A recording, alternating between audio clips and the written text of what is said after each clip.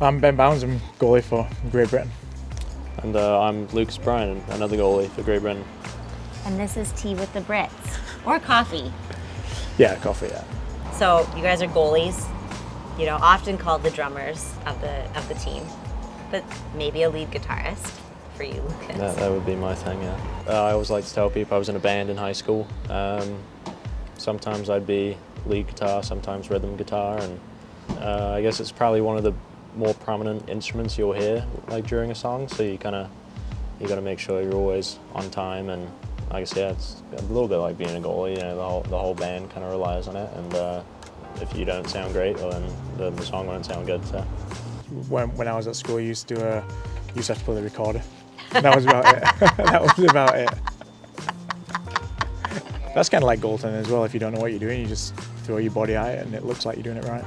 I mean, you guys both have some, I've seen you make some pretty incredible saves, and those ones do you actually know what you're doing? Sometimes just throw everything at it. It's just compete, really.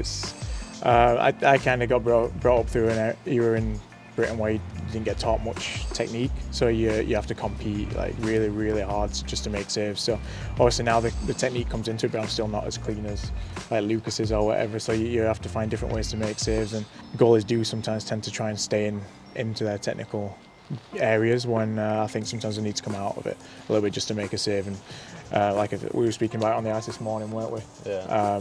I think I'd rather see a goalie come out of his technique and make a save than try and stay in it and let one in. So yeah, I mean, for me it's just competing, and if the puck's over there, I'm going to try and get something on it. A lot of coaches are pretty obsessed with technique, and you can kind of fall into that habit of being a bit of a robotic goalie.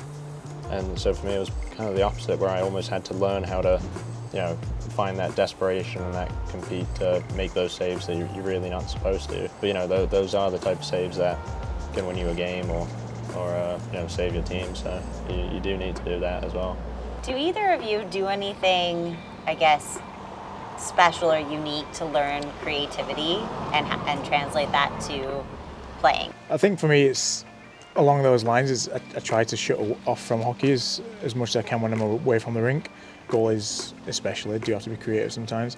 For me it's like with the photography and videography outside of it, I love kind of going down that route, and it just takes me away from hockey. Anything that is not hockey away from the rink. I think when I was younger I used to be so zoned in and go and watch video back, what am I doing wrong, where could I have done better, why did this score go in, stuff like that, and you kind of get burnt out towards the end of the season. So anything away from hockey that can take my mind fully away from it. Bit of golf as well, because that's actually a real technical sport, and it sounds stupid, but I think that's kind of close to goaltending because there's so much technique in it, and little margins can really mess it up for you, just like it can when you're playing in goal. So those two things for me are always a big distraction. I'm a pretty big golfer as well. I think it's pretty good with the mental side of the sport, because obviously you can play a couple of holes terribly, and then if you just kind of stay with it, stay calm, you can play the next hole great. A bit of guitar, I play some video games. I've always enjoyed those. Even before games, I'll kind of take 30 minutes to just put some music on and stretch a little bit. I always find it's quite like a calming, I let my mind wander and think about things other than hockey, just to keep myself grounded and not too anxious about everything. What has goaltending taught you that's helped you be more creative in your daily life? I think you learn to be learn to be a bit more open-minded about things, and I think when you're a goalie, especially when you're younger, it's like the be-all and end-all, and like you let a goal in or you let a bad one and it costs you a win or costs your team somehow. It feels like the world's ended, and as you get older you learn that the sun still comes up the next day. And I think when situations arise outside of hockey, just in general life, that to some people might seem absolutely massive and like end of world scenarios, sometimes you just think, well, then this could be a lot worse, or something else could have happened, or this could happen. You start to see things a little bit differently, and it's the same vice versa as well. You learn to deal with things outside of hockey that are way bigger than hockey, and when you let a bad goal in or you lose a game, it's not the end of the world. So it works both ways for me. If you let in a goal, you kind of try to reset, maybe take a drink of water, get your mind off it, and just focus on the next play. And obviously, things don't always go your way in hockey or life, and just kind of having that mental strength to do the same. Just take things day by day and not get too down on yourself or worried about the future, and just kind of focus on the what's in front of you. Obviously, I've always known about Ben growing up, and I'm not sure if he always knew about me, but it's a good thing for a younger goalie like me to be able to model myself around and kind of imitate in ways, but with my own twists and whatnot. And I think we've had a couple good conversations just about how to handle games and practices, anything really to do with hockey, and I found it really helpful so far. And I think sometimes you forget kind of how long I've been doing it. It makes me feel old at times as well, and I still don't think I'm that old, but definitely old compared to Lucas. But no, it's really nice to hear like people speak about you like that, and know that they do appreciate and value you, and can learn from you. I mean, sometimes it's a nice little reminder of kind of like what we've achieved throughout the years, and it just gives you a nice little nudge to be like, there's more to this than just playing.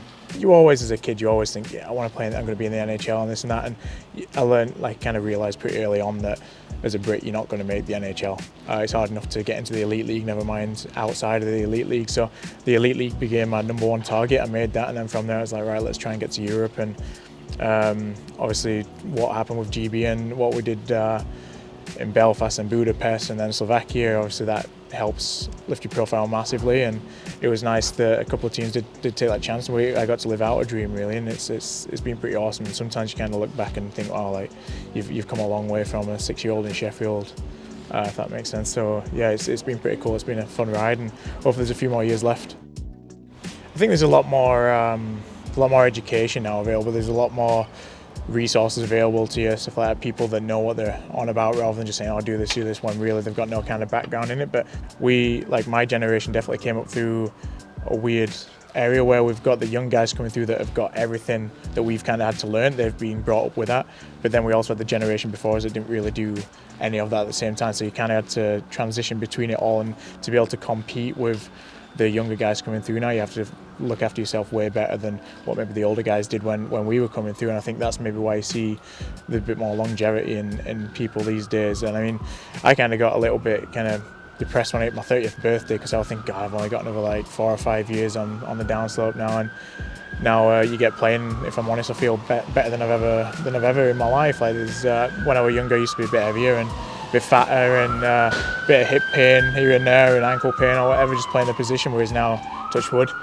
I don't really get that anymore. Lost a bit of weight. Yeah, and like the hips and the ankles are better than what they've ever been, which is kind of crazy when you think it should be the opposite way around. It should get worse as you're getting older. So yeah, and then the opposite side of that, the mental game, like as you don't see hockey as you used to when you were younger. And like we had a daughter at the start of this season, and that changed the perspective. And even then, that makes me want to play just for a little bit longer, so that she has a memory of a dad playing and playing in front of thousands of people, rather than just being a bum sat on the sofa at home.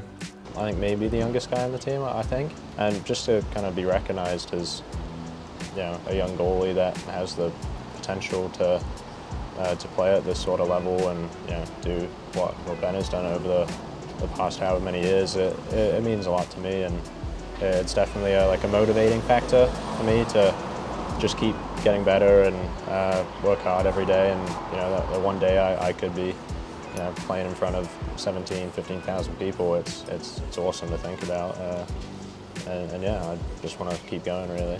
It was nice to see Lucas take the lead in the net in Dundee this year. I mean, you played the last 20 games or so? Yeah. So I was like technically the only starting British goalie in the league, and I've been for quite a few years. So it was nice to see Lucas take that role up and carry that flag, so that there was kind of 2 British starters in the league, and then obviously Jackson took over the #1 spot in Belfast for the last 15-20 as well. So we had 3 of the GB goalies all kind of leading it.